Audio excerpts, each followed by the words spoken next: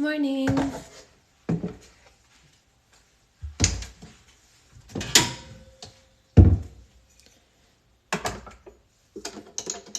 Good morning. Good to be back. Yes, I'm not making slime right now. It's book club time. However, I do have slime in stock if you go to my website right now.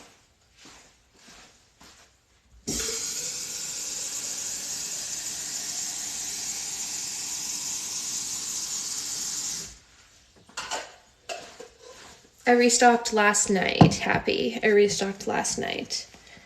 Okay.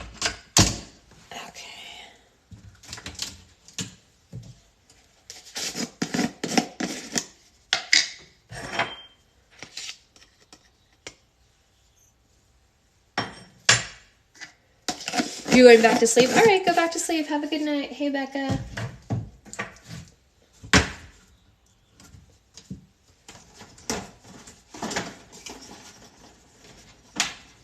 Morning, Addie. Morning, Haley. Can we have a kitchen tour? It looks amazing. Yeah, there's actually one on my page. If you go to the playlist that says my rainbow house, there's a kitchen tour there, and there's also a bunch of videos where people ask questions about specific items. We missed you too, Addie, and I show those things as well. So you can absolutely have a kitchen tour, no problem at all.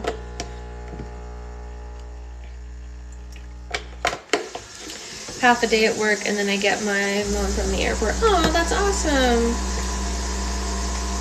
Yay. Feels like I need to buy more milk. My milk feels light. It's light. Perhaps I will go to the store later today.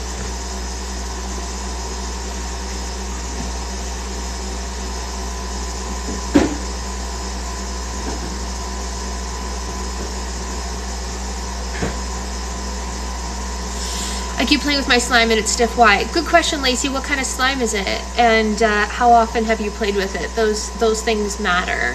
How often you play with it and what kind of slime it is. Your name is Kenna. Hello, Kenna. Hello, Kenna.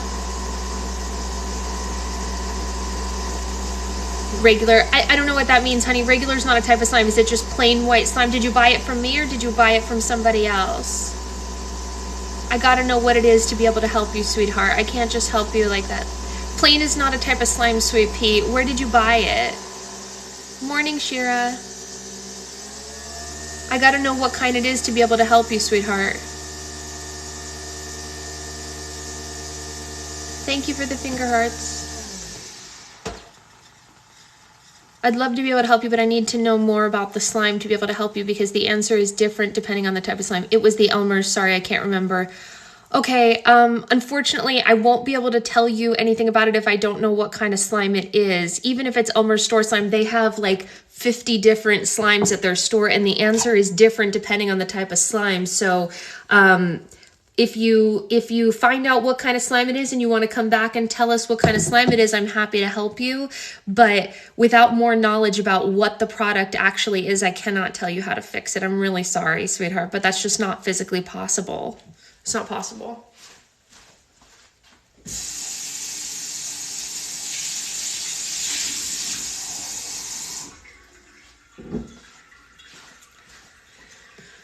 I've been reading the book while I was away, so I don't think I'm too far behind. Yay! Hello, Jaden. Good morning. Welcome. Can you speak Spanish? Very, very, very minimally. Like a very small amount of Spanish. Okay, I'm sorry. I appreciate you trying to help. I love your videos. No problem, Lacey. I wish I could help you more. It's just one of those things. There's not a one-size-fits-all answer for this kind of stuff. I just want to make a really quick announcement while there's people on here before we get to book club. There is still slime in stock. I think that a lot of people didn't hear that the restock changed from Tuesday to Sunday. So anyone who still thinks that the restock is on Tuesday, it's not. It was yesterday. And there's, I think, like 40 slimes left in stock that you can grab, and if you get them today, they will arrive to you by Easter if you choose priority mail. So that's what's up with the slime situation. And now the croissant situation. I mean, like, this is glory, right? Like, isn't that what everyone wants in the world? A Beetlejuice cup of coffee and the croissant on top. I feel like this is everything good in the world. Yes. Maybe that's what my tattoo should have been. The whole cup with the croissant instead of just the croissant. You know what I mean? Maybe that's what it should have been. Maybe. But it wasn't. It's just a croissant sticker. It's just a croissant sticker. All right, let's see if I can do this without making that awful sound today. Boom, did it without the awful sound.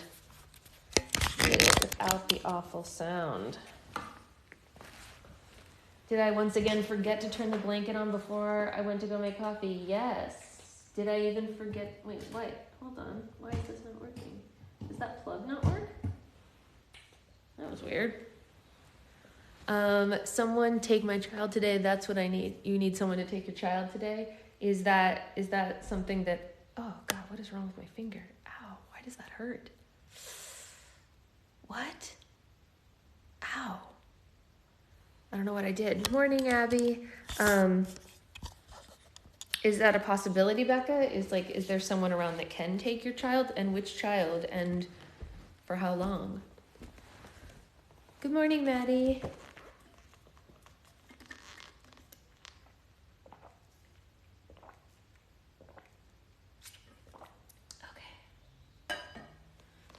I feel like all fluffed up right now. Like, why is this? Can you say, hey, Shepherd, please? Hey, Shepherd. Yeah. Weird. Super weird. Something's wrong with my finger. I wonder if it's because I packed so many orders that it got, like, cut on something and I didn't realize it. He was demanding, he said, he isn't my parent. Ooh.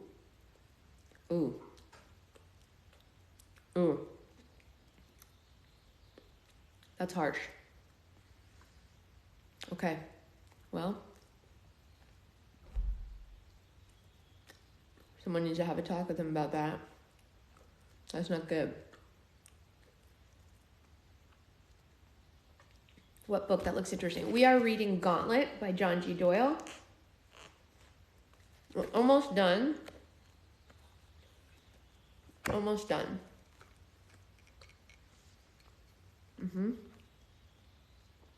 Yes.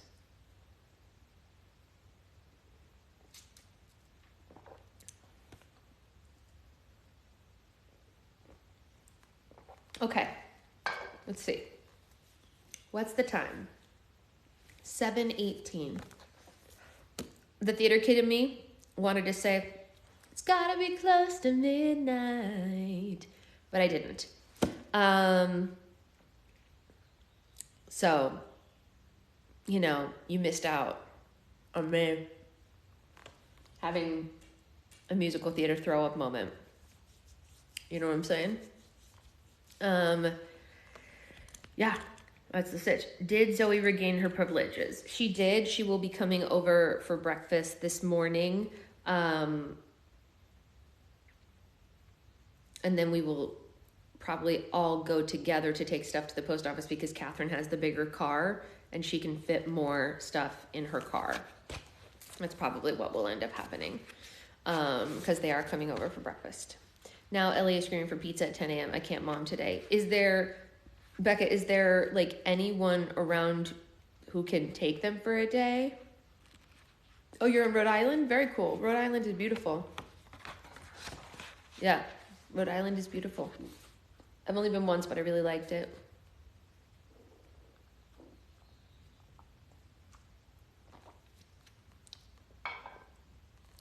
Okay. We're going to read chapter 30. We're almost done with the book. UPS says next day shipping, poke holes in the box and send me Max. My sister are the only ones that aren't in a good... Yeah, obviously. I mean,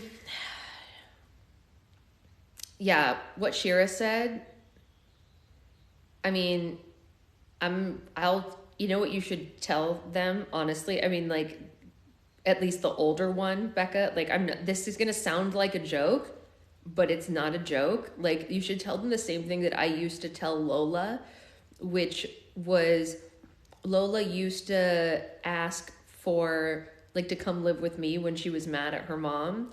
And I would say, sure, honey, of course, you're always welcomed with me. But, you know, I have more rules than mommy, and I'm stricter than your mommy. And there's things that you won't be allowed to do that she lets you get away with, and different things like that. So you should tell him, like, well, you can go live with the slime lady or Aunt Shira, but there's probably going to be more rules, and it might not be as fun as you think. All right, I'm on chapter 28, so I'll probably hop off and read and catch up for tomorrow. Yeah, we might be finished by tomorrow, Addie, because we're almost done, but I'll let you know. But you should just tell him that. You should just tell him, like, you can go somewhere else if you want to complain. No TV in the living room. Best of luck, kid. Yeah, no TV in the living room. We don't take, there's this like invisible line right here, and food cannot pass that invisible line. And Cher has a lot of rules, and it's definitely not as much fun. Yeah, exactly. Yep. So, yeah. Are we having a Q&A with John at some point? I'm trying to ask him, do you pack orders on live? Sometimes. If somebody orders and they ask me to pack their order on live, of course I always do. Or like if they ask me to make a video packing their order, I've always done that. If people ask, yeah, you know. All right, so chapter 30. Let me stop here for a few seconds to tell you, whoever you are, that all you're about to hear about my piloting skills is 100% true. If it sounds far-fetched because you don't think I had the hours of practice like the other two schmucks had, that I even needed hours of practice to survive, let you in on a little secret. The Dragonovs weren't like flying a plane or playing a video game, because I told it to do everything in my mind and it did it. If I didn't know a certain way of putting something so that the female computer voice would understand it, I simply envisioned what I wanted in my head, and it happened. Sounds crazy, doesn't it? Well, it was crazy. Crazy fun.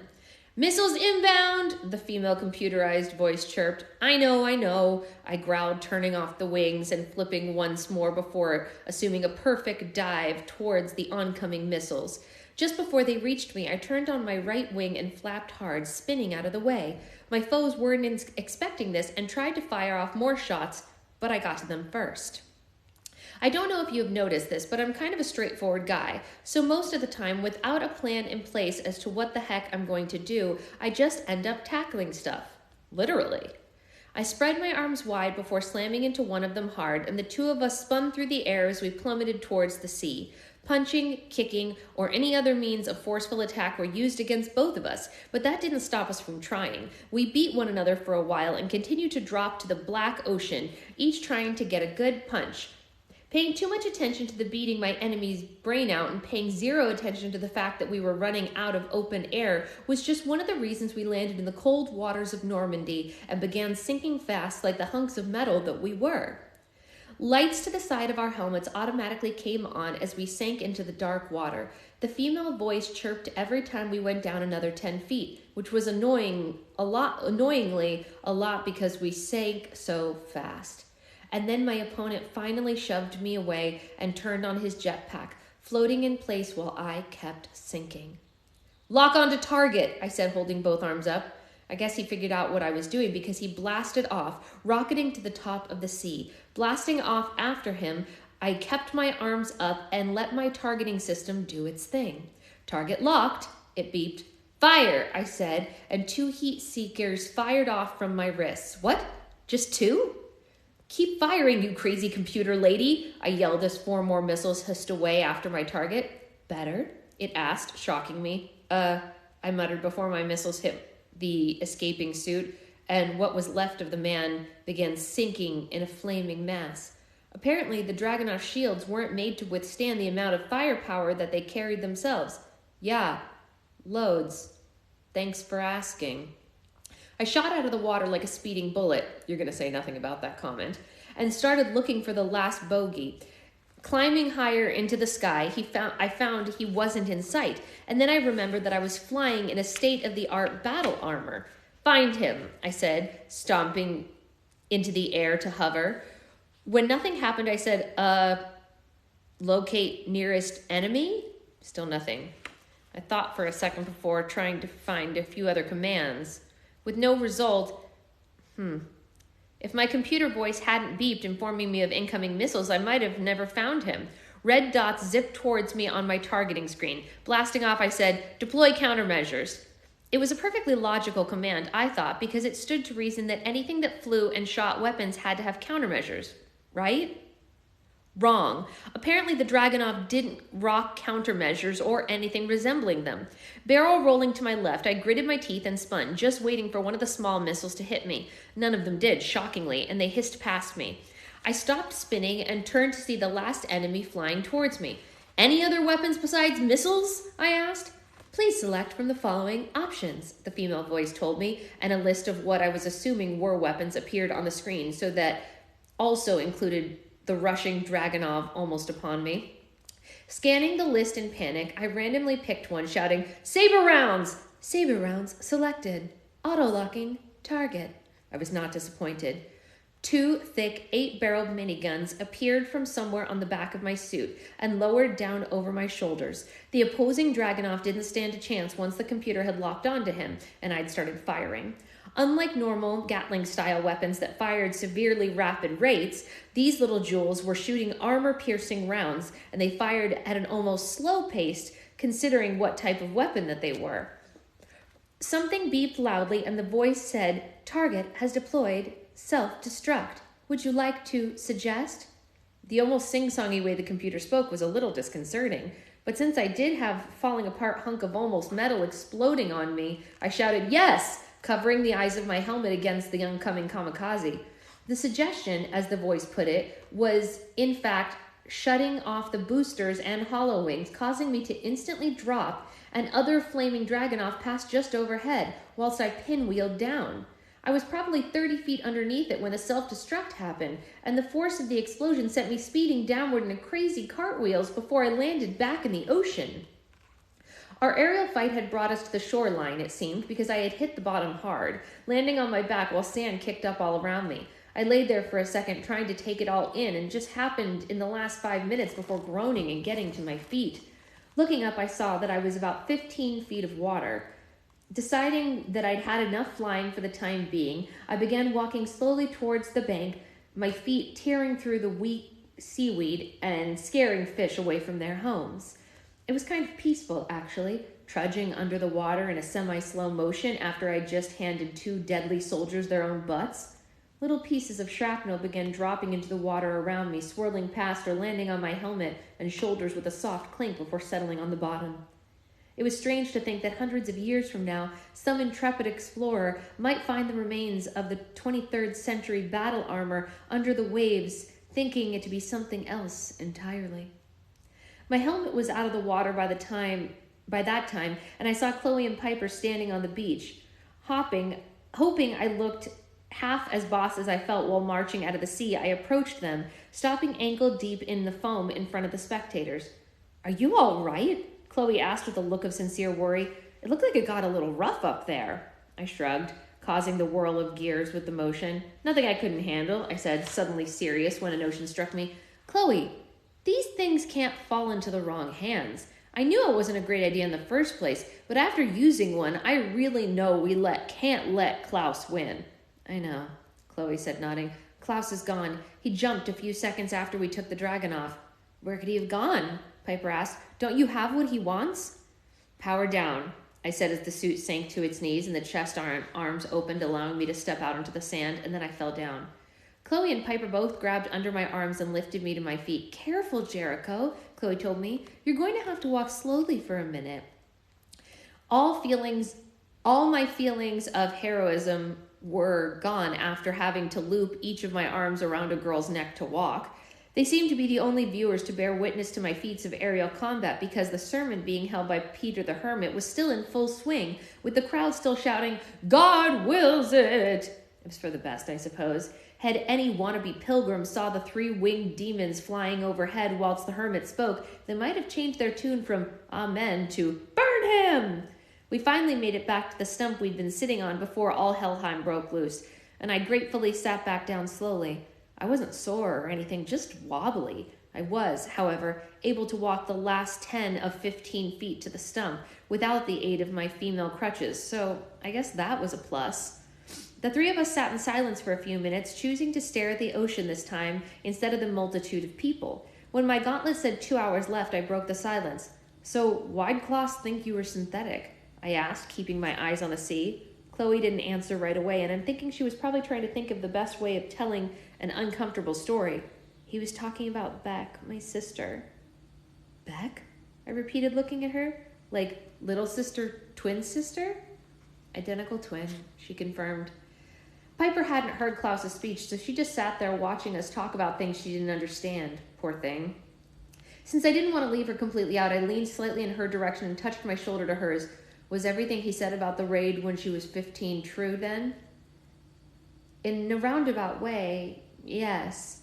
Leaning forward and putting her elbows on her knees. The explosion that killed her happened when she was 20, but she'd been missing since she was 15.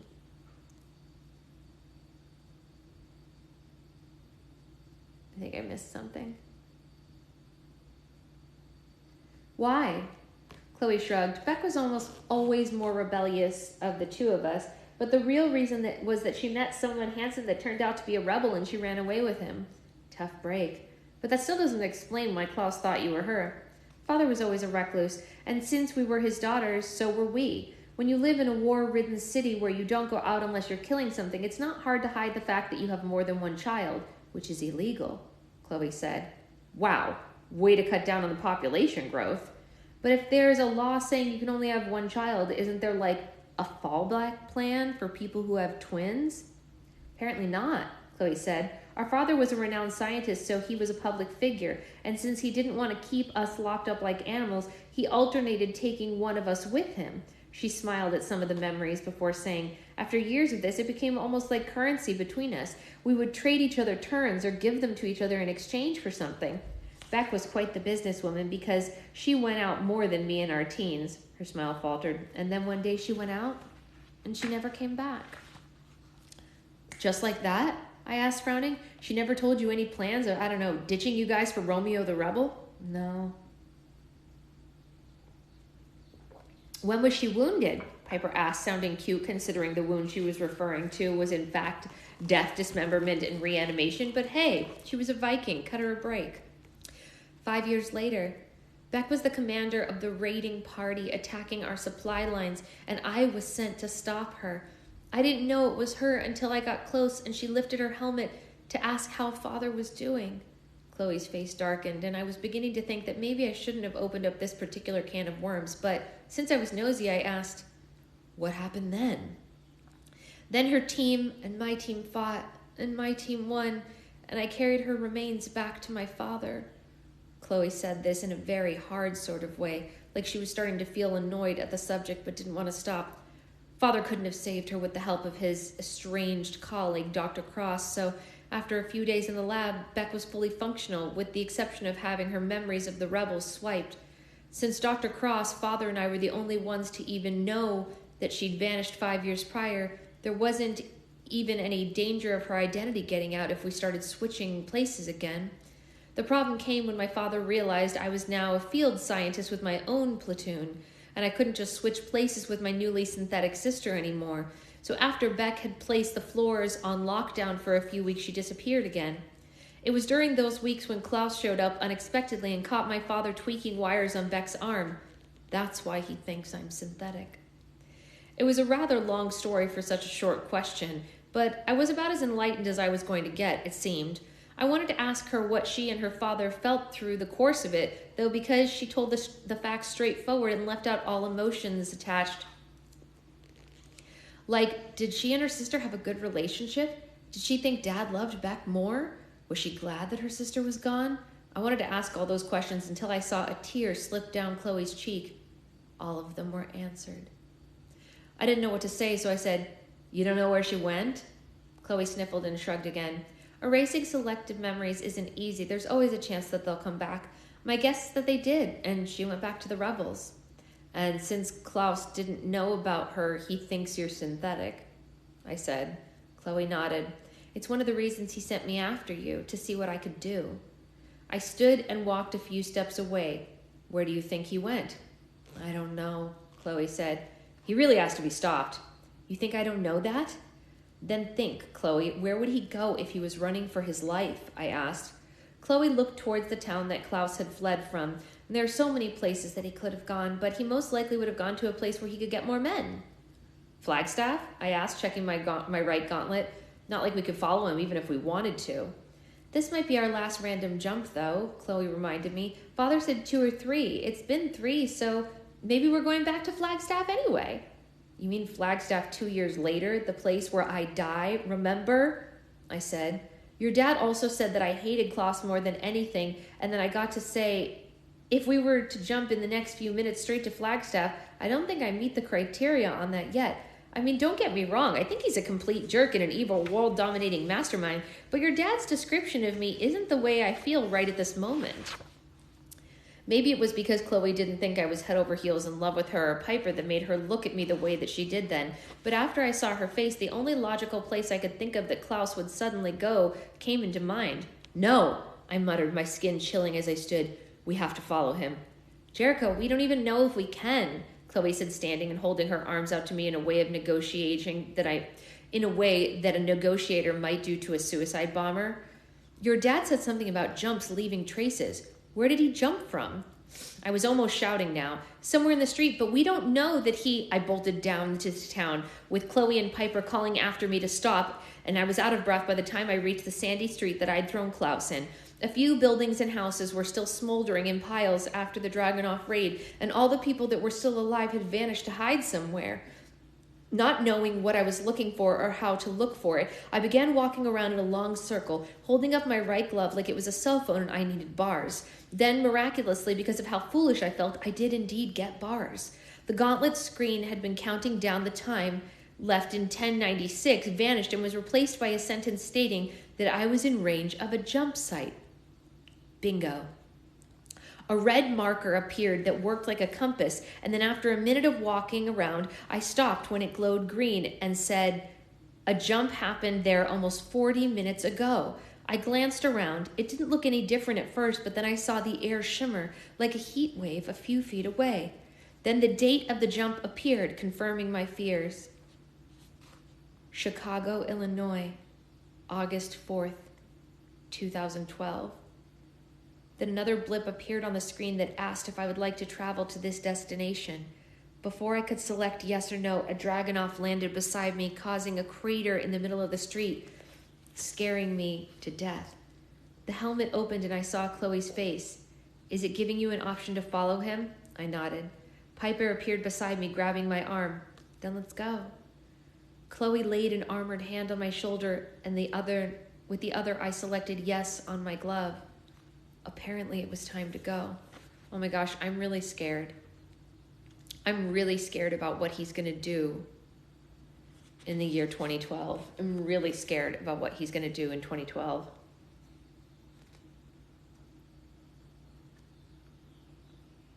Not good.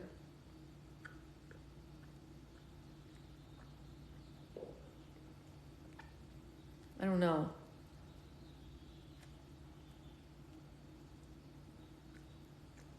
As soon as I saw the date, my heart dropped.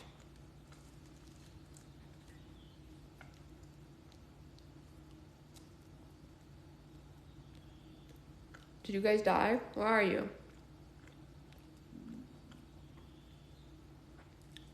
What's going on? Where is everybody? Hello? What is happening?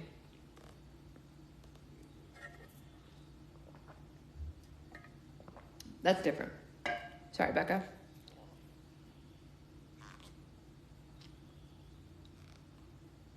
Getting ready for work. Did you guys hear that we're going back to 2012, though? It's a little scary. I'm here making breakfast. Okay, is anyone else scared? I just need confirmation that we're all scared together. I can't be the only one scared. This is scary. James has a phone interview in like 30 minutes. That's cool. I hope he gets it. Okay. Scary chapter 31. Be scared with me. Don't let me do this alone. I ran away from my foster home once when I was 10 years old. The pressure of being that young and also being in the 10th grade was a tad much, I guess, because I packed my backpack with 4 PB&Js and 2 liters of Kool-Aid and struck out alone in the small town of Palahatchee, Mississippi. I left a note for my foster mother where I thought she'd see it on the computer a few feet away from where she was gabbing away on a cord phone, and left. My adventure, which consisted of being told, "Go home, kid, you bother me," by the busman and being chased by 2 Doberman pinschers a few neighborhoods over, was a short one indeed, but I would have soldiered on had it not been for one key factor that had made me really rethink my escape of reality. I ran out of Kool-Aid. That, whoever you are, was my cue to call it a day and go home. Hey, what's up? We missed you too. You're doing school? Very nice, very nice. Oh yeah, I guess I never told you that whoever my parents were, they left me in an orphanage when I was a newborn. I was a real-life baby on a doorstep, they told me. The only real setback this caused in my life of perfection was that I couldn't go to college at 12 when I graduated, and I had to wait until I was 15. Other than that, I've been great. And I guess if I hadn't spent so much time with my face in books, I mean a lot of books, I might have wondered more about why I was dumped and who might have done this monstrous deed. Repressed? Maybe. I like reformed better. When I arrived back home about an hour later, drenched in sweat from running from the hellhounds, I went to explain to Marianne, my foster mom, that I didn't mean what I'd written in the note and that also I would like some more grape Kool-Aid. Except she was still laughing away on the phone. Oh, I know, Tiffany. Well, if you feel like jumping in, we're in a big moment right now. And she hadn't even seen the note. Having to come home because I was out of delicious grape-flavored water, unlikely because now I hate Kool-Aid and have banned it from my mansion, would have been great this time around instead of coming home to try and save the lives of the only 2 people in 2012 that I actually cared about. We were ready for anything when the 3 of us phased into Chicago. I glanced around and saw that we happened to be standing right in front of my favorite coffee shop on this side of town, Mikey's Place. It was great that we didn't land in the middle of a highway and get hit like 3 drunk time-traveling bums by oncoming traffic and all, but it was also sort of horrifying that Klaus had landed only a street over from my house. I looked us over to make sure that I looked us over to see how we'd make out in a coffee shop and noticed that we didn't look bad for people from 3 different times. No, we looked way worse than that. Piper was bad enough because she was wearing leather armor and pelts of wolves. Yes, flipping wolves. But Chloe was worse because, unless you forgot what you heard 5 minutes ago, she was wearing an 8-foot-tall suit of black power armor. And then the suit disappeared right before my eyes. What the heck? How's that? I heard Chloe's voice say. Of course it can turn invisible, I muttered. Your old man really made these little jewels a regular Swiss Army knife, didn't he? Something like that. The cloak only lasts 10 minutes, though. Piper, who had by this time seen too much science fiction and was therefore unimpressed, said, "This is where you're from, Jericho?" I nodded, glancing around. "Yep, the economy blows and the government is a tad tyrannical at times and the healthcare is a nightmare, but it's home, I guess." And then I turned to where I thought Chloe was. "Take the gauntlets and get into the sky. Piper and I are going through this shop. My house is just on the other side of the street, so meet us at my steps." "Her clothes," Chloe's voice said. I lived in 2012 long enough to know she might get a bucket of red paint on her. "I'm rich," I said, glancing at Piper's getup. "I'll say we're flying into a Renaissance festival tonight or something." "Be careful," Chloe said, taking the gloves as I held them out to her. They vanished in what I was guessing was a compartment on the Dragonoff before I heard the quiet hum of her taking off. Funny how the sounds of a busy city can hide the sounds of a jetpack. I grabbed Piper's hand. "You're with me, sweetheart. Try to act natural and leave the talking to me." Piper nodded as I was looking at our hands clasped together. Opening the back door, I stepped in and pulled her in behind me. The aroma of caffeinated goodness flooded my nostrils, and I almost died from the heavenly scent. Man, I could have used a good cup of coffee. We entered the shop area, and I was recognized instantly by a lot of the patrons. I'd forgotten that I left with Chloe almost 2 months ago, and these people that I'd been MIA from for that long. Well, of course, it was kind of true. We walked past the counter as the cameras began flashing. "Evening, Charlie," I said, smiling to the girl. "How are you this evening, Mr. Johnson?" she asked. Before I could tell her that I'd been better, she blurted out, "And where have you been for the last 2 months?" "I had a meeting and now there's a dude in my apartment checking for lead paint." "Oh, that's weird." Is everything okay?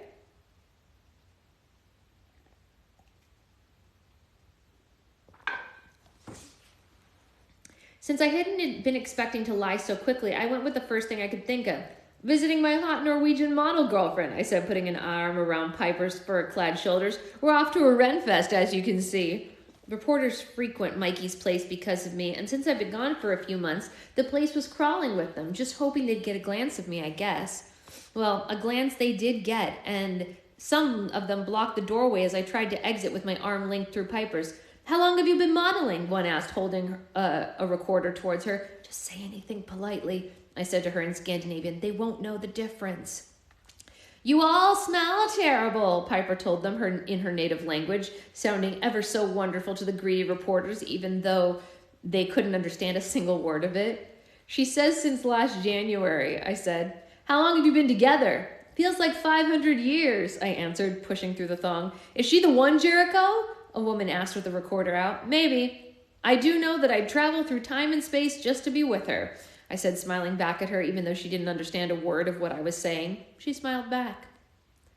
A chorus of ahs and oh went up through the crowd of reporters. Pressing my way through them, I said, That's all, you guys. Just wait here and I'll be right back. Cameras were still flashing when the two of us exited the buzzing coffee shop and walked around the semi-busy street, stopping at my steps. All looked quiet inside. I guess this is a good time to interject where most of my funds came from. I want you to think of the stock market, horse racing, the Super Bowl, the lottery, and just about every other gambling event you can think of. Got it? Now I want you to think of the only person you know that has ways of finding out what the stocks, horse races, Super Bowl, and lottery are going to do tomorrow. Got that one? I think that's enough explaining, actually. If you haven't figured it out by now, I don't think there's any hope for you. But a lot of it came from stocks. What's the plan? I heard Chloe's voice ask in the middle of the steps out of nowhere ahead of us. I tried to walk past her, but ended up bumping into her stupidly invisible armor, almost falling backwards. Watch where I'm going, for God's sakes, I told her, finishing the climb to my door with Piper behind me. The door was ajar and had bullet holes in it. We entered slowly, with me glancing left and right for any signs of a crazy Russian guy with a gun. Chloe was still cloaked when she came behind us and closed the door. It took us almost 15 minutes to sweep the whole house before we could deduce that Klaus wasn't there. And neither was Yvonne or Louise. The girls didn't think that was a big deal, so I told them that they both lived there, and since they were old, they never exactly left to go on the prowl and paint Chicago red. The girls, how would you know? Chloe asked, visible now because she shut off the cloak to let it recharge. Climbing out when she powered it down in my boasting room, you don't look like the type to give them the night off much. After I decided that the Dragunov looked like it should be a permanent piece in my enormous living room, I said, I'm an awesome boss, Chloe, but I've technically been gone for 2 months, so all bets are off. What about your lab? Chloe asked. Well, we can look, but Klaus couldn't have gotten in it without me being here. I froze. I was walking towards the door that led to the elevator to my lab when I noticed a sheet of paper taped to it. Master Johnson, it started. Bert von Klaus is having me write this information down to inform you that he is taking myself and Miss Louise to your college classroom. He says to bring him the gauntlets, or he should kill both of us. And just in case I didn't take the note seriously enough, there was blood smeared on the bottom half of it, and another sentence was written in Russian. This blood belongs to the old woman. Hurry. I crumpled the letter and held it against my head in a balled fist before roaring and punching the door that had been taped to, bruising my knuckles. He has them, I said hoarsely. What do we do? Chloe asked, all business. Right then at that moment I hated Klaus more than anything, which meant that my demise may or may not have been creeping closer, but to Helheim with that, it was flipping go time. Chloe, take Piper to one of the rooms and find her something current to wear while I go to the lab for a second. I gotta grab weapons. Once I was in the lab, I set to work setting weapons from my old and new collections. After I'd grabbed 2 handguns and ammo clips, I started rummaging through the medieval piles, selecting a longsword for Piper and even a belt of throwing knives since I knew she was deadly with them. Chloe wasn't going to need weapons since she was in the Dragonov, but I'd grabbed an assault rifle just in case, and then I headed for the elevator again. "I'm coming, guys," I said into the ether, willing Yvonne and Louise to hear me. "Hang in there." The book is called The Gauntlet. It's called The Gauntlet. That information pops up when you join the live, too.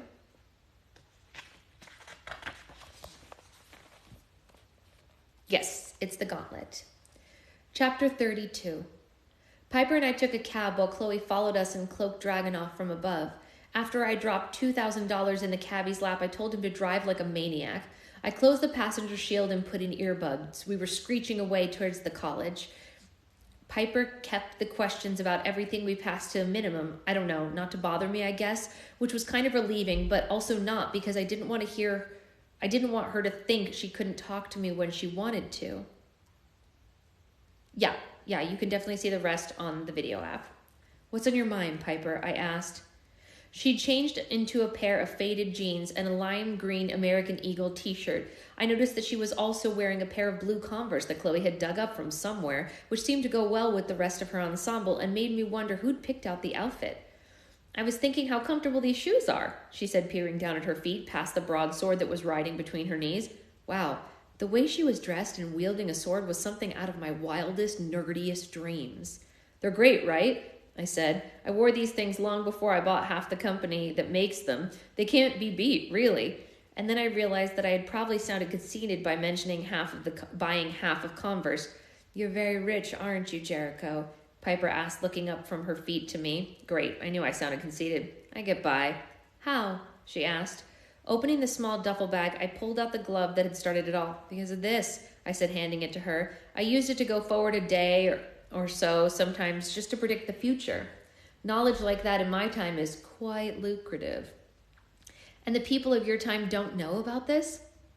"Nope," I said, glancing out the window. We were almost to the college. "So you're a fraud," Piper said, and I noticed it wasn't a question by her just laying out the facts and giving it a name. I bobbed my head in an indecisive fashion before saying, "I wouldn't say a fraud per se, just maybe well-informed. But you lie when people ask you how you do it, right?" I was starting to not like this conversation very much. "Well, yeah, but only because other people don't need to go back in time at will, Piper." "And you can?" she asked, passing the gauntlet back to me. I wasn't ready for this talk with anyone yet. The only two people who knew about me before had been Yvonne and Louise, and since they were basically millionaires themselves because they worked for me, neither of them had tried to give me a moral decisions talk. And here I was, in the back of a cab with a beautiful Viking girl, and she was making me feel like the biggest liar to date. And yes, whoever you are, I do in fact know that I kind of am the biggest liar to date. Listen, Piper, I know this may sound lame, but there was a reason I found the gauntlet and no one else did. It was half buried in the bushes on a nature trail frequented by thousands of regulars every day. Why was I, the man who hates nature trails, the only reason I was there was to meet a buddy from college, and I was the one to find it. I'm not one to talk about fates or whatever, but if Chloe's dad hadn't hidden the glove from Klaus, the world as we know it would have long ago been toast. Before I knew it, I had grabbed her hand. "You told me once that none of this was my responsibility, and that may be. But if I, the one who found the glove and kept Klaus from screwing up the planet in the first place, don't try to stop him, who will? And since your time won't be ruined by Klaus, it's you who have the best reasons not to be helping me do this."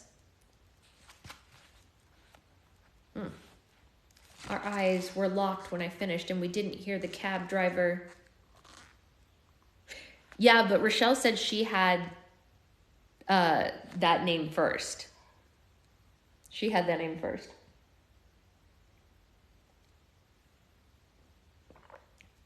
Before the character. Which I think is cool. Our eyes were locked when I finished, and we didn't hear the cab driver tell us that we were at our stop when we looked at each other's faces. "I really like you, you know," she said, her mouth curving in a slight smile as she repeated the words that had haunted me since the last time she'd spoke them in our frigid fishing trip. "That's why I'm here, Jericho. Whatever you decide after this is all over, I'm just glad that the great Jericho Johnson took the stop at my small village." Then she leaned towards me slowly, our eyes still locked, and I leaned towards her slowly, our heads turned perfectly for the long-awaited, time-defying kiss. But right before one of the best moments of my life was complete, someone knocked on the passenger door. I'm not one to stop mid-magical first kiss, but certainly not one to stop post-magical first kiss. But since we did have an evil lunatic trying to kill us on the loose, I did stop. Turning to see who the buzzkill of an intruder was. If the two of you are quite done, it seems we've arrived, Chloe said curtly from the other side of the window. Geez, I would have preferred Klaus instead of Chloe right about then. God knows it wouldn't have been nearly as embarrassing. I nodded and Chloe turned her invisible Dragunov head up the steps to the college. I went to open the car door and Piper still had one of my hands. Pulling it to her lips, she planted a kiss on my hand. We'll talk. The door was kicked in and we entered the college. Darkened halls were what greeted us, and since I wasn't in ninja mode, I turned on every light as we passed, I turned on a light every time we passed a switch towards my classroom. How do you want to play this, Jericho? Chloe asked. What do you mean? I muttered, checking the rooms as we passed for Klaus just in case. We can't give him the glove, she said simply. I stopped walking and turned to the girl beside me in the enormous battlesuit. We also can't let him kill my friends, Chloe. Fair enough, Chloe said, vanishing before me. I'll move in when I can. The journey to my room seemed to take longer than I remembered it taking when Piper and I stopped at my door. Taking a deep breath, I pushed into the room with my gun ready. Jericho, Klaus said to me like he was addressing a long-lost colleague. Nice of you to join us.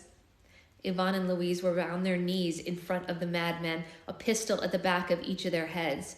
Let them go, I said automatically with Piper beside me, ready to spring into action, her broadsword held up. You had 3 minutes until you would have found their corpses. Cutting it a little close, are you not? And then he scanned the room and added back, Where's Chloe? She's back at my house in case you showed your ugly mug back there first, I told him, edging to my right, my pistol still pointed towards him. Although this sounded like the truth because I had thought about leaving one of the girls behind for that reason, Klaus wasn't buying it. You care far too much for the people in this room, Jericho. Here, he said, cocking one of his guns. Allow me to help you think faster. And then he shot Louise.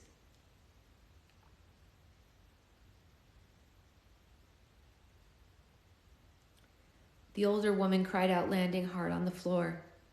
He hadn't mortally wounded her, but since she wasn't the youngest woman, he probably didn't have to. Yvonne went to help her, but Klaus cocked the gun and held it against his head. Don't even think about it, he told him, and Yvonne resumed his kneeling position with his hands on his knees. Everyone else but you out of the room, now, he told me. I'm going to kill you, I said in a low, dangerous voice, stepping towards the horrifying scene. She's an old woman, for God's sakes. Klaus leveled his gun at me this time.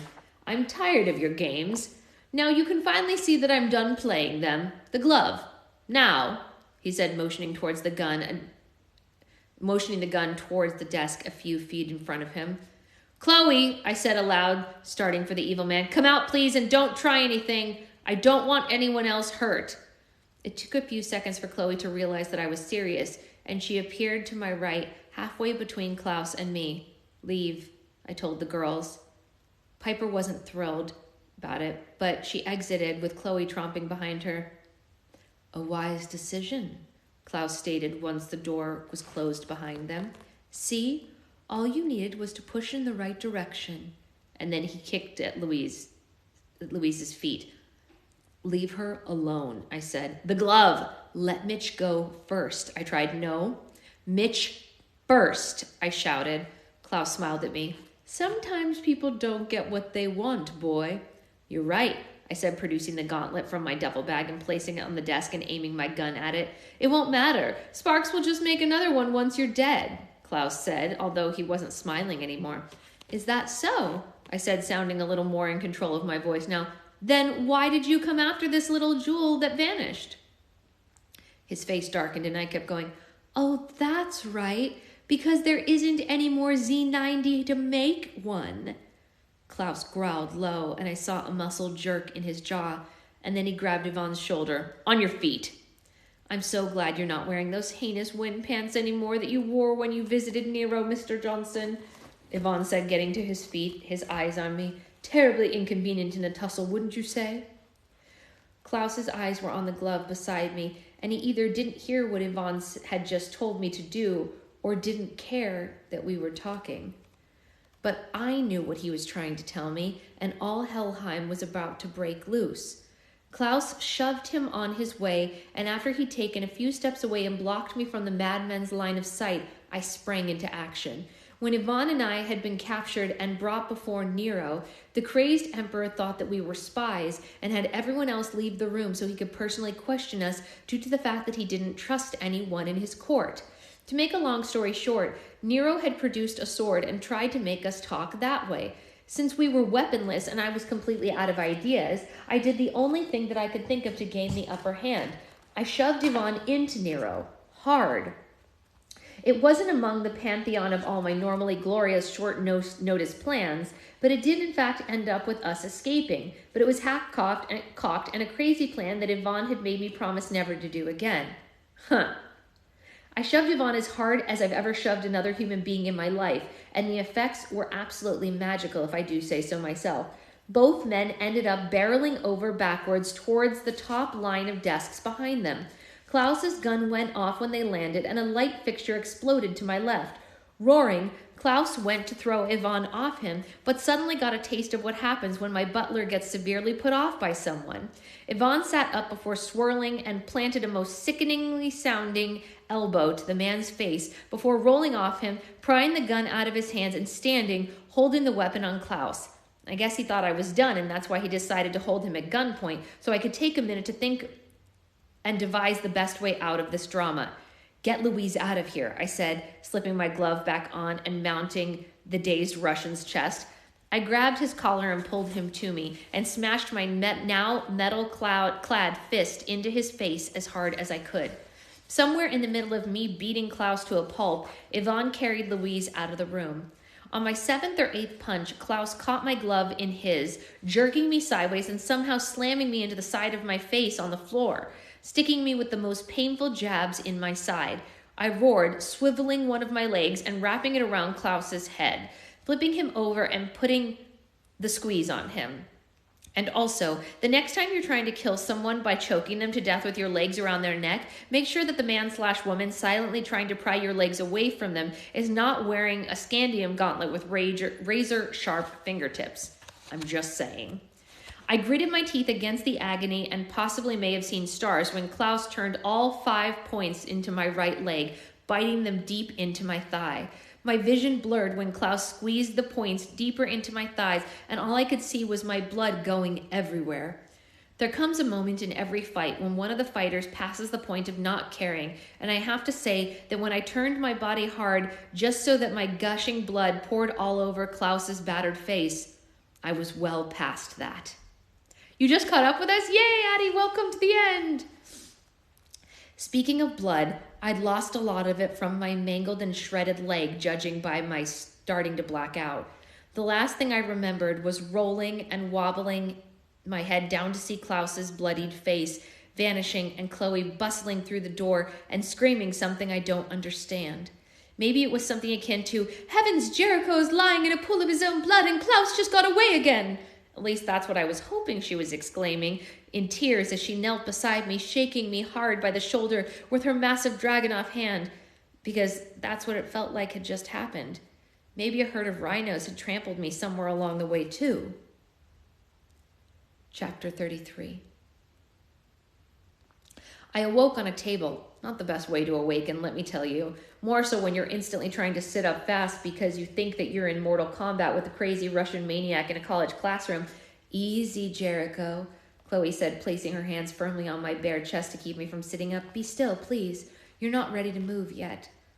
The room we were in would have been pitch black if not for the only lamp across the room on the wall. I noticed that it flickered at times as if the wiring wasn't the best or that it was really old. And then I noticed Chloe's hand still on my chest. "Where are we?" I groaned, allowing her to push me back down on the table when I realized it was an actual hospital gurney. Chloe was sitting beside me in the uncomfortable bed. "Flagstaff," she said, removing her cool hands from me and placing her arm on the side of the gurney, the black sleeves of her jumpsuit barely grazing my right arm. "Okay. When are we?" "You can get the slimes on my website. There's a link in my bio." There's a link in my bio for slime. 2342. I kept my eyes closed. The year I die? Jericho, this is where Klaus went. We had to follow him. Chloe said, I don't know what's going to happen to us, but I'm just glad that you didn't. She was trying to look around the dimly lit room, not at me, which I was guessing was her way of not crying, but a method that wasn't working at all because a tear escaped and landed on my shoulder. Cold hands and warm tears. Chloe glared at me, more tears streaming. Will you please just try and be serious? I thought you were dead. I sat up slowly, my face level with her glaring one due to the tall gurney. I don't know, Chloe. Since I might be dead sometime soon, I'd rather not be too serious. Might miss something, I said, trying to swing my legs off the gurney, except my right leg was strapped to the confounded thing. Say, Chloe? I asked, frowning at what the heck this thing was. What's messing with my leg? It looked like a robot that was hooked to something extended from the darkened ceiling. It's fixing your leg. When it's done, you'll be good as new, Chloe said, glancing up at the arm's base.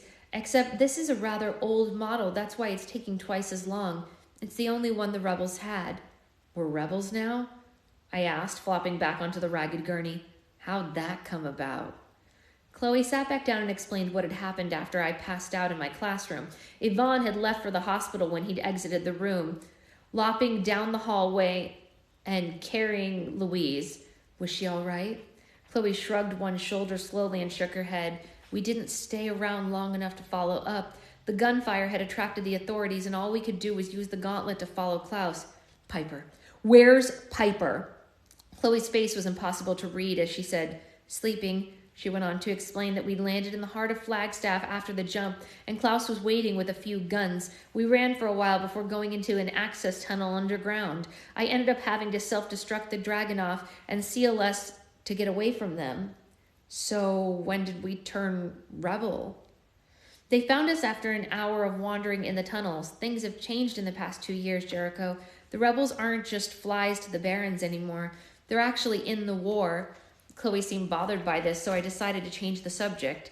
I'm guessing you were the one carrying me the whole time the two of you were running for your lives? I said, taking her hand. Listen, Chloe, I know our relationship hasn't been the best ride so far, but for what it's worth, I'm glad you didn't leave me to die in my own classroom. Chloe looked incredulous. How could I have left you? She said in sort of a quivering voice, placing a hand on the side of my face. What was she doing? I don't know, I said, flicking my eyes left and right in a semi-uncomfortable fashion. I suppose if the sight of blood was your Achilles, and then she smothered my lips with hers. In case you love every word that I say and would hate to miss out on hearing me say one, I was, in fact, about to say the word heal. The kiss was, well, to put it mildly, unexpected. I felt like an idiot because my eyes were open and I could see that hers weren't. The kiss wasn't exactly a fun one, nor was it spontaneous or a passionate one. It was almost harsh, hungry, needy type of kiss. I'm glad you're feeling better, a female voice said, and the kiss ended abruptly. Chloe pulled her head back but didn't step away quickly like she'd been caught. It was Piper.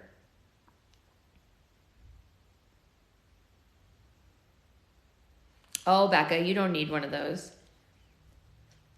It was Piper standing at the entryway to the medical room, which now looked like it didn't have a door to it. Geez, why do these things happen to me? Not only did I have to deal with the fact that my untimely death was looming over my head and possibly around the next corner, but I also had to deal with a love triangle. Why did you do that? Piper asked Chloe, who was smiling down at me. Because I think I love him, Chloe said. Here's a great idea, I said, sitting back up with effort. Why don't we put this little awkward conversation on hold and resume it after we save the world? You think? Piper said, her arms crossed while she completely ignored my idea, and me as well, actually. Chloe turned then, facing Piper. What do you want me to say? Piper shrugged. I just thought that if you planned on taking him from me, you should at least know for sure, she said, her voice low and almost menacing. I wasn't planning on taking him, Chloe said, crossing her arms. Piper's face was a tad vague when she studied the Russian girl.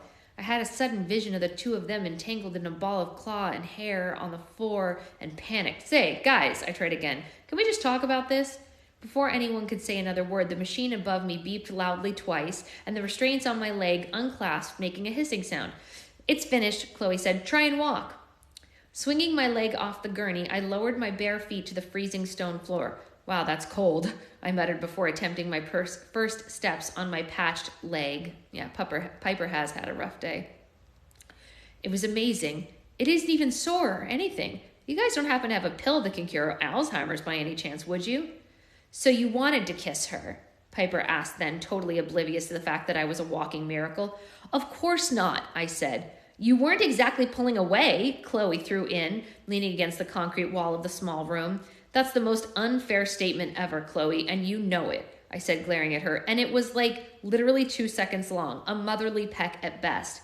If you kissed your mother that way where I come from, my people would have your tongue and entrails strung on a pole, Piper said, turning and leaving. She's right about that. Okay, I think we're losing track of the sight that Chloe initiated the whole kiss here. I called after her, looking like a shirtless idiot. Like I said, Chloe said, holding up her hands, you didn't pull away. Wait a minute. I narrowed my eyes at her. Did you get a haircut? At first, Chloe looked at me in confusion, but after I kept my gaze on her, she smirked, and I approached her, placing my hands firmly on her shoulders. I softly pulled her away and looked into those beautiful eyes of hers, the ones I'd caught myself staring at for the past week that felt like an eternity. The very eyes that almost made me melt at times when they weren't glaring. Except this time, after I stared at her in silence for close to 20 seconds, they looked different. Who are you and what have you done with Chloe? I said quietly, absent-mindedly releasing her and slowly lowering my arms. Maybe it was because of the way she carried herself or how she talked differently, like she didn't care about anything. I couldn't believe what I was seeing. You're not as dumb as I first thought, although it didn't take you longer than I thought it would have to know that my sister someone who knew my sister well should have. She stepped close to me again, bringing her lips close to my ears. It's a pleasure to meet you, cutie. My name is Beck. Well, where's Chloe? Where the heck is Chloe? Chapter 34. Enter the RoboCop, Skynet, Blade Runner, ripoff girl known as Beck, Chloe's twin sister. Imposter, I wanted to shout. Fiend, I wanted to scream, but instead the only words that found me saying were, you're a lousy kisser. Wow, you really singed my hair with that one, Beck said, exaggerated. Did Piper know that you were a fraud? I asked, crossing to the doorway Piper had left not a minute ago. Who? She asked, looking puzzled before saying, oh, the blonde girl? Nah, she didn't know a thing. She's even more clueless than you are. I turned back around and was about to start a tirade of insults when I stopped. I just kissed a robot? Smiling because she saw I was looking at her more closely, she said, now, Chloe tell you about me? I wasn't about to let this thing get the upper hand in this little talk. Not on my flipping watch.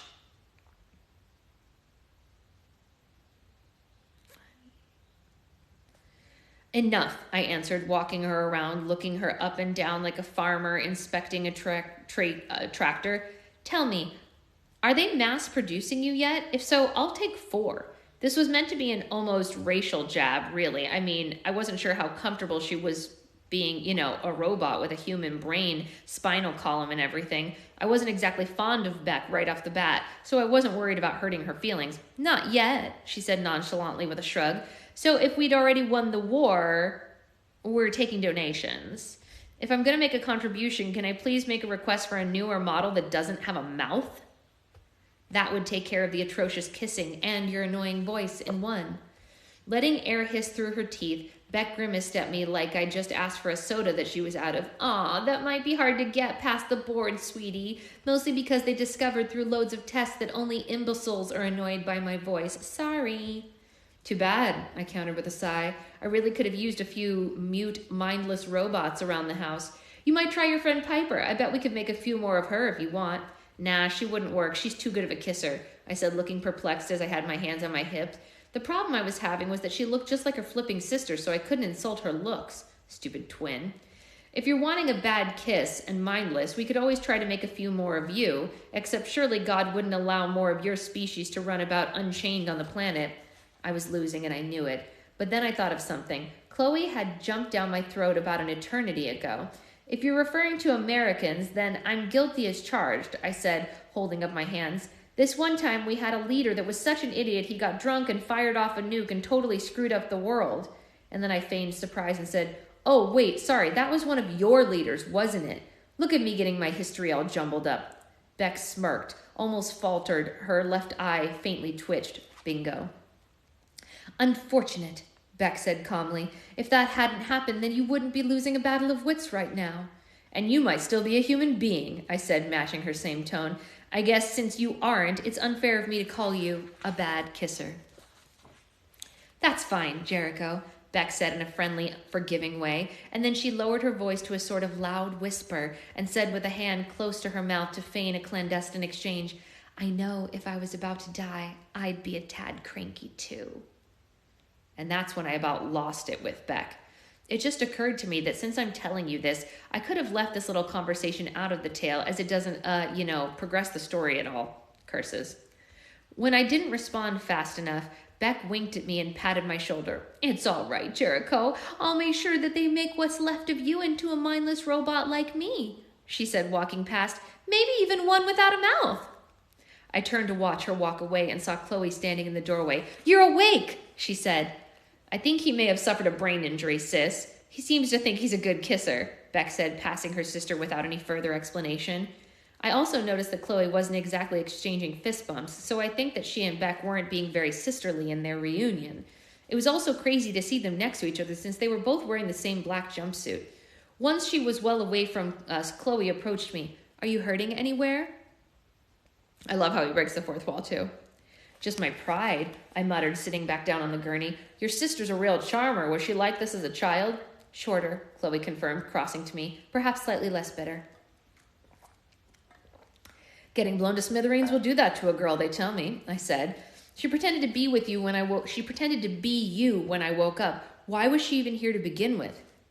Chloe shrugged. Piper and I were beat, Jericho. She must have wanted to take a look at you while we were asleep.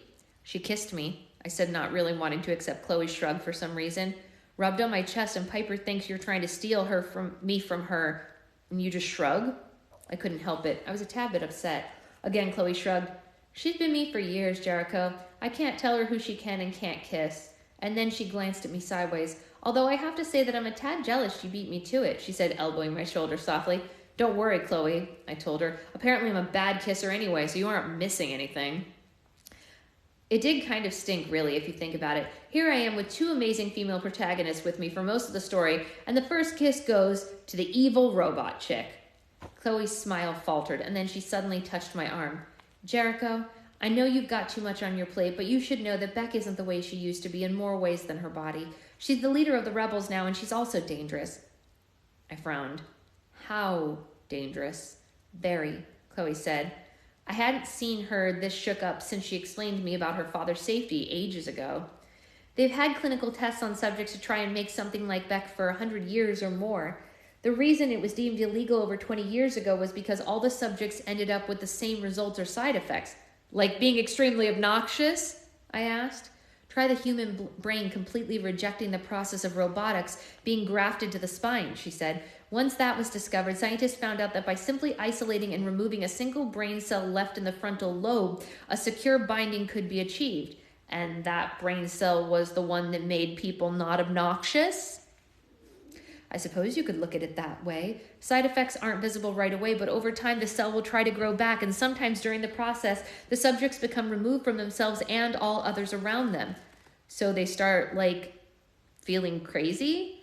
They start feeling human again, and that causes conflict. Regardless of how many times the great minds of our generation have tried and retried, the end result was always a reclusive, violent person with a lot of expensive hardware inside them that ended up being disposed of. I looked at her. Disposed of, killed? Nodding, she said, that's why they outlawed it. So your sister's problem is what? She's still alive, Chloe said quietly. Beck is my sister, Jericho, but that doesn't change the fact that she wasn't supposed to be like this. No one is. That's the reason the cell grows back in the first place. The brain knows that the spine is being violated and it tries to purge it. This was a lot to take in.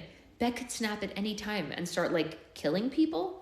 The cell normally grows back in a few months, so she's already snapped.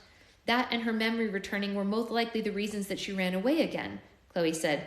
But Beck isn't reclusive, I told her. If anything, she's the exact opposite. I could vouch for her knowledge of the witticism dictionary personally. That's where I draw a blank, Chloe said, shaking her head slightly. All previous tests were done in a controlled lab, with simulated scenarios at best, so there isn't any data on how people like Beck would react to the real world.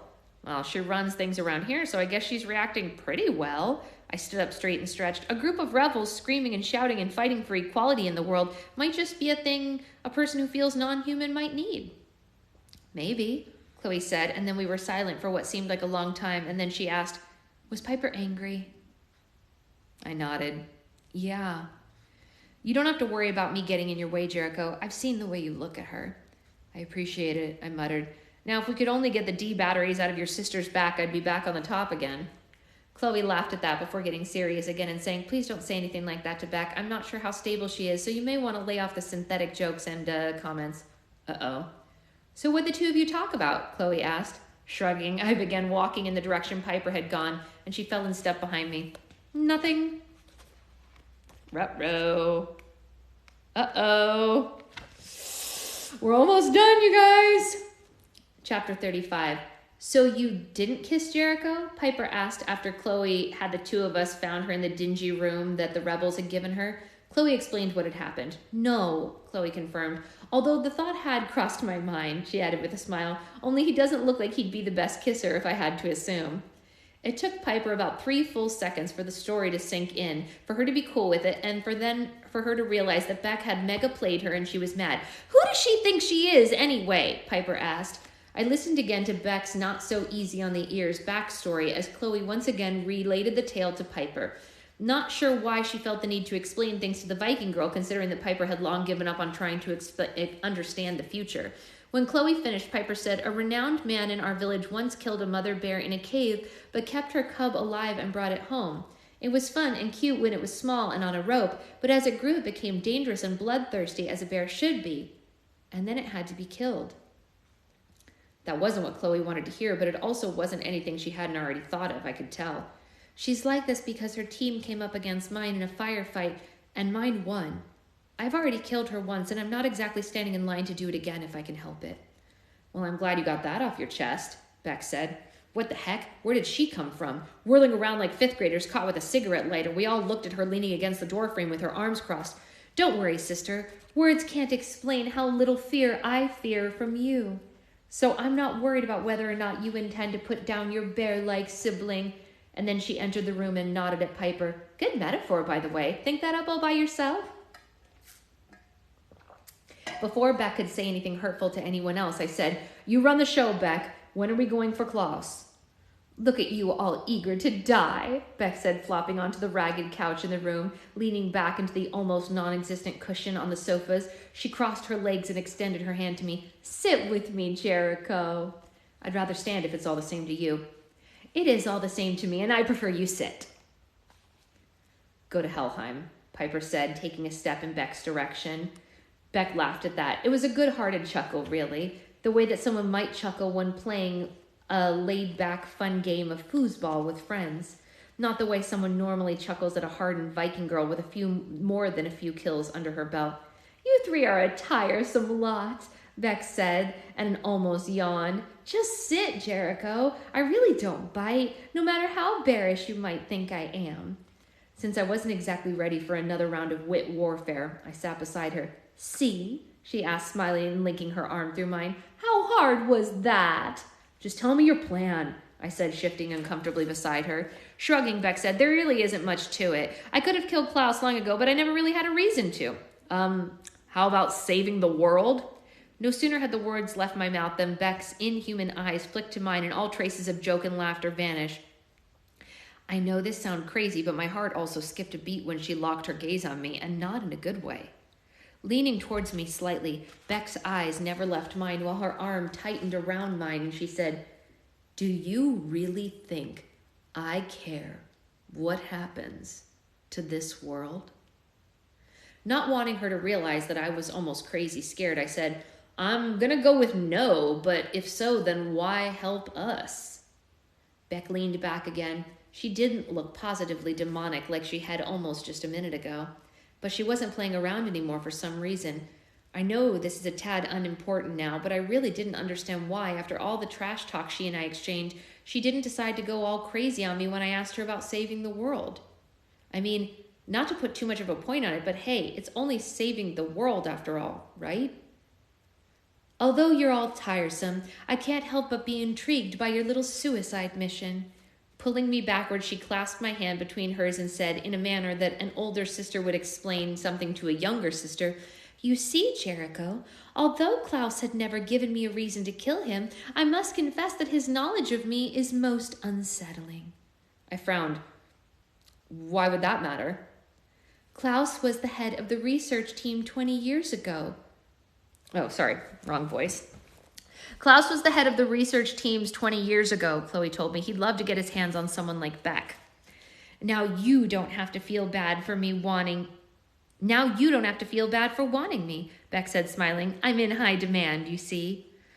It was hard not to say something along the lines of, oh yeah, are the newer models going to be bug-free and not have as many mental issues? It was hard not to say that. In fact, I might have accidentally just said it. It kind of just slipped out.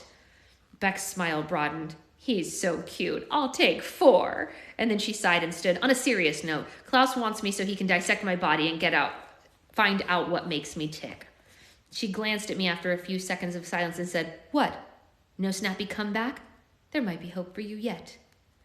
Not being able to help myself again, I asked, didn't you leave this the first time for some, rebel Romeo dude? I'd love to meet the guy because obviously his brain would be a great contribution to science and their studies of complete idiots while we're talking about dissecting, I mean.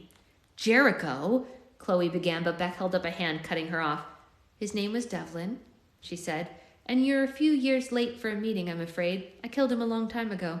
If you find his body, though, let me know. He had a nice pair of boots on when I broke his neck and tossed him off a bridge. I guess I must have been the only person in the room with shock on my face because Beck laughed out loud this time when she saw my expression. I took his spot as the leader, and he must not have liked that because I found out he was selling information to the bears. Shrugging, she added, plus he was a terrible kisser. Sorry I asked, I muttered. You're tough, scary, and a little on the crazy side of things. I think we've all established that. Now, can we please get back to Klaus? His makeshift proscenium is 50 stories above us, a few blocks down the street, Beck said simply, and all 4 of us glanced at the ceiling for some reason. We found the entrance to the lower levels of his building, but we never went into it because, like I said, we never had a reason to.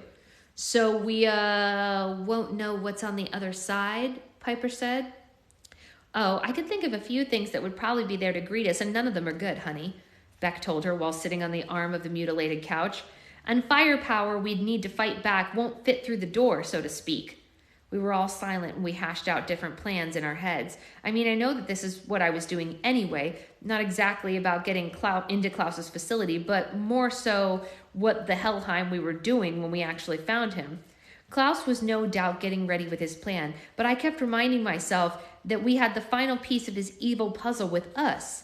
He couldn't finish his scheme without the original Gauntlet. We're reading Gauntlet.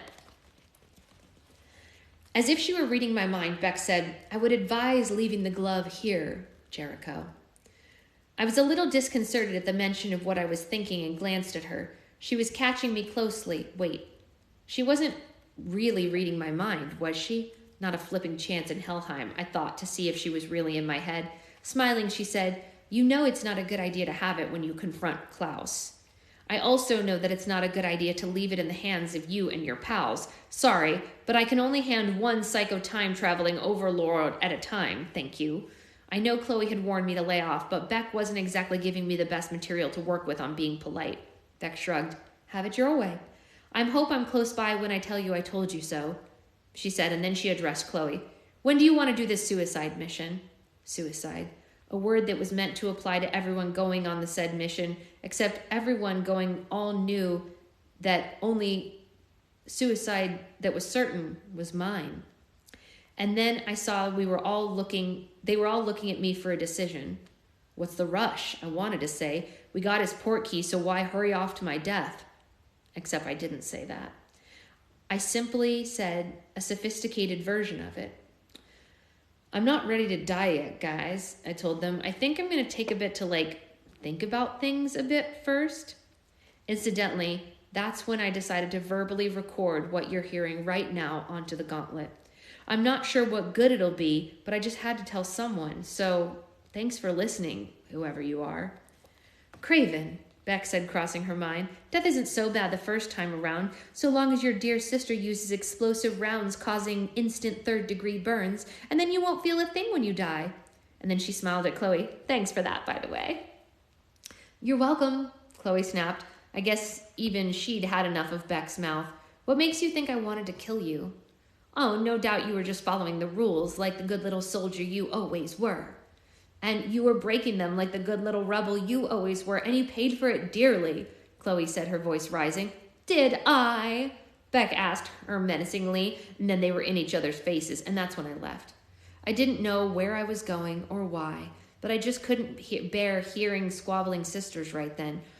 The underground went on forever, it felt like, as I trudged along, passing lots of people with smudges of grease on their face and guns in their hands. Eventually, I must have gone in a circle or something, because I ended up close to the room I'd woken up in. Hours had passed already during my walk around the rebel base, and since I figured I didn't have anything better to do, I entered the medical room with the notion of lying my soon-to-be deceased body on the rather uncomfortable gurney and at least get a good night's sleep before I had to die the next day. Except when I laid down, I couldn't sleep, like, at all. After tossing and turning on the ragged gurney for about 10 minutes, I sat up. And that's when I decided to record my story. I stood and crossed the room to the nightstand, the only other piece of furniture in the room besides the one chair that sat beside the gurney. I picked up the Gauntlet of Time. Sitting in the chair, I put the glove on and flipped through the touchscreen and found the recording section. I guess this was originally added to the glove for, no doubt, an intrepid explorer to verbally record their many journeys through time. I might be dead in a few hours, I started off. Please, I don't need your pity or sympathy or other means of... I talked for a good 2 minutes or so and stopped right before I started talking about the Vikings because my thoughts turned to Piper. I stopped the recording and stood up suddenly. I had a few things to do before I delved into my tale. Chapter 36. What time is it? Oh, it's 8:30. No, we don't have much left to go. We might as well just finish it. We have like 6 pages.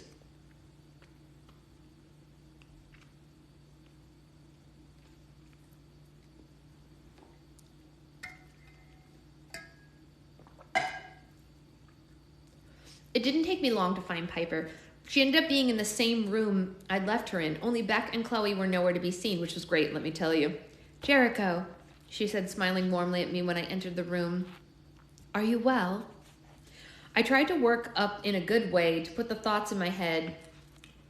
Here, check out what it sounded like in my mind, okay? Piper, I just want you to know that I'm scared. I've tried to be tough this whole time, but now that I'm staring death in the face, I must confess I'm hesitant. The world as we know it depends on me facing Klaus and maybe dying in the process. I don't want you to go with me because I'm afraid you'll die too. I want you to make it back to your village and live the rest of your life not having to worry about the things that don't even apply to you or your time. Yeah, that's what it sounded like in my mind. What I ended up saying was, so you really like me, huh? She nodded. Crossing over to her, I pulled her up to me and brushed a strand of her blonde hair out of her face. This is for just in case I die tomorrow, I said, holding the back of her head and planting a one-of-a-kind, bodacious, classic Jericho Johnson kiss on her lips. Okay, in all honesty, I'm not a very good kisser. I've been told that on multiple occasions. I guess being rich canceled that little thing out. But now I was kissing someone who didn't care about my fortune, and when I pulled back, I was already regretting my decision to... And then she kissed me. I'm not sure how long it lasted, and frankly, I didn't have a stopwatch on hand and didn't feel the need to explain the length of the kiss to you. After another hour with the warrior woman of my dreams, which had more kissing, talking, laughing, kissing, joking, kissing, more laughing, more talking, and yes, more kissing, I stood. I'm going back to the med bay, I told her. There's something I have to finish up. Must you? Smiling, I brushed my knuckles across her cheek. Yeah, this is kind of important, but I'll see you tomorrow. And if I don't die that day, then I'll see you tomorrow, too. If you haven't already deduced that I left the hot Viking girl of my dreams to come sit in a dusty, dark room and record this story for you, then I'll go ahead and say it for you. I left a hot Viking woman of my dreams to come sit in a dark, dusty room to record this story for you, whoever you are. So if we ever meet up one day, you owe me a coffee. On my way back to my uncomfortable gurney, I ran into Beck on the catwalk. Well, actually, I didn't run into her. She was standing in the way with her arms folded, so I had to stop when I reached her. Evening, I said to her. Beautiful night, isn't it? It's 10 in the morning, she told me, rolling her eyes. We're underground. Forgive me for not keeping track of the sundial.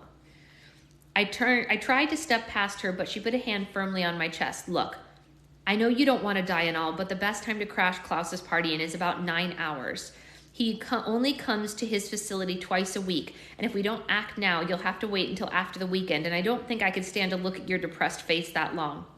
Noted, I said, stepping back and folding my arms. So what? We just kick down the back door and start shooting folks? Infiltrating has its pros and cons. The cons outweigh the pros by a long shot, so I think I've got a better idea, she said, turning. Walk with me. Geez, but you sure do love telling people what to do, I said, falling into step behind her. The production lines had ceased working below us, so the only noise was the sound of our resounding footsteps on the catwalk. I noticed that my chucks didn't look nearly as intimidating as Beck's heeled leather boots. Where's Chloe? I asked. I'm not sure. She left after our discussion, and I haven't seen her since. We walked the rest of the way to the med bay in silence. Once I was seated in the only chair, Beck explained her new plan. I can arrange a diversion topside in front of his building when he's on his way out. He won't notice anyone important after having to deal with hundreds of rioters, she said. Riot. Would a passing scientist maybe mistake your riot for a revolt? Beck frowned. I suppose he might, due to what's been going on lately. And is Klaus's building located in the southern precinct? Beck narrowed her eyes at me and answered, yes, why? Just curious, I told her as Atrium Sparks' recollection of my demise rang through my brain. Sounds good. I'll kill Klaus while you guys distract his guards and we'll be good to go. Standing, I held a hand out to her. I appreciate all you're doing, even if you're only doing it so you won't have to look at my depressing face for a whole weekend. Beck accepted my hand before pulling me towards her and suddenly hard covering my lips with hers roughly. Before you start thinking of how I was backstabbing Heartbreaker, let me tell you right then and there, I wasn't expecting this crazy girl to kiss me again while holding the front of my shirt like a bully might hold a kid that he was about to beat up. It wasn't a long kiss, thank God, and after she released me and took a step back, she put one hand on her hip and looked at me. What the heck was that? I asked in agitation, touching my lips and seeing a little bit of blood on my fingers. Just checking if I still thought you were a bad kisser. And? I replied curtly, spitting out the blood on the concrete floor. Nope, Beck said as she turned to walk away. You're still horrible at it. So just bite my flipping bottom lip off then, I said loudly as I exited the room. So after yet another fun encounter with Beck, I laid down on the gurney and started to pick up my story where I left off. Now you're pretty much up to speed, whoever you are. You know everything I know. I kept wanting to wait to have this amazing conclusion to all of this and actually want to wait until after I'd saved the world to record it, but I didn't want to risk it, dying and no one getting to hear any of it.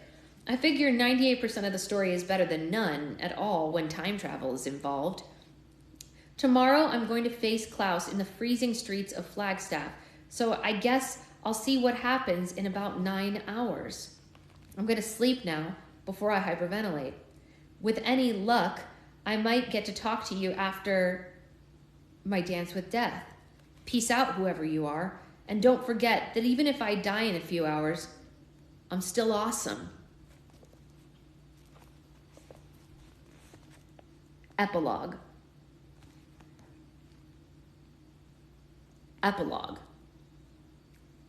Dr. Cross was leaning back in his desk chair with his fingers laced behind his head when the recording ended. He sat like that for a while afterwards, lost in thought. Klaus had indeed been killed not 6 hours ago by the very explosion that almost killed Jericho Johnson. Standing, the doctor crossed to the thick window once again and peered over Flagstaff. Klaus wasn't the only collateral damage from the bombing. Chloe Sparks had also been killed. Beck and the Viking girl hadn't been accounted for yet. But it wouldn't surprise him if reports came soon that their bodies had been found in the terrible rubble in what was left of the southern precinct. "Ritu, report," he said suddenly, and the nurse's face materialized on the window. "He's dying," was all she said. "How long left?" Dr. Cross asked, walking quickly to his door, exiting. The image of Ritu followed him down the hallway on the plexiglass walls as he jogged to the elevator. "Minutes, sir. We've tried everything, but his body is still rejecting all of our medications."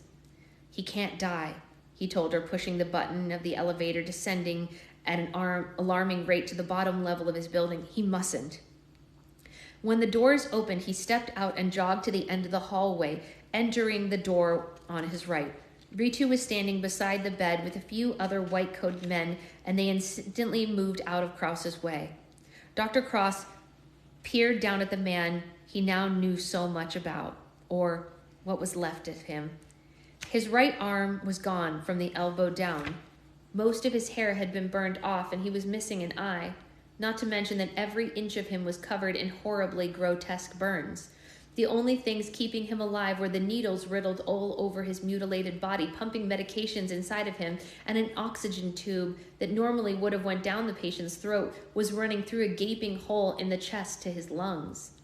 And then the corpse in front of him screamed and tried to sit up. "Hold him!" Cross shouted, putting his hands on the shaking man's shoulders and feeling the heat from the burns instantly. One eye locked on Cross, and the other two men helped shove down the thrashing man. "Sedation!" Dr. Cross shouted. "Now!" Ritu hit a few of the keys on the holodesk beside the bed, and seconds the screams turned into moans, and he closed his one eye. Cross turned when the heart rate monitor flatlined. Running to one side of the lab, he tore into a cabinet and in seconds found what he needed. Rushing back to the now dead man, he stabbed the adrenaline shot through his burned chest and into his heart. The next scream to escape the parched throat was positively primeval and ear-splitting. The screams only lasted a minute after that before he lost consciousness. His heart rate wasn't the best Cross had seen on the holograph, but at least there was a heart rate. "Dr. Cross," Ritu said from behind him, "I've never questioned your reason behind anything, but this man is suffering the worst pain. I don't know who he is, but his name is Jericho Johnson," Cross said while washing the charred flesh from his hand, his forearms in a sink. "His body, although a little worse from the wear, is a perfect host for Z90. I want him for the Phoenix program." "Z90 doesn't work," Ritu said blatantly, "and the Phoenix program, enough," he said, watching the brown water swirl down the drain before turning back to her. "And I'll say it again. He can't die." "Why?" Ritu asked, perplexed. Dr. Cross glanced back over Jericho's completely burned body, and an index finger moved slightly. Cross smiled. "Because he's not done yet."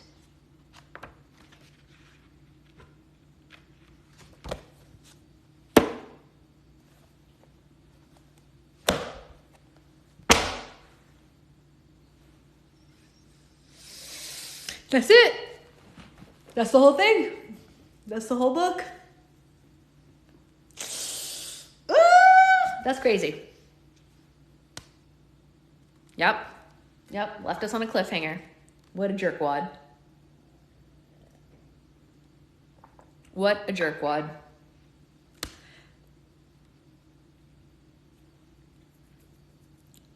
Yeah, there's 4 books total, but we're reading something else in the in-between. We'll read book 2 soon, but we're going to read something else in the in-between, and then we can go to book 2. I haven't gotten book 2 yet, but we will. So yeah, we'll start book 2 after we finish the next book that we're reading, because we already agreed that we're going to read this book next, which I think is going to be a nice, fun little reprieve. And then we can read more world-ending sci-fi after.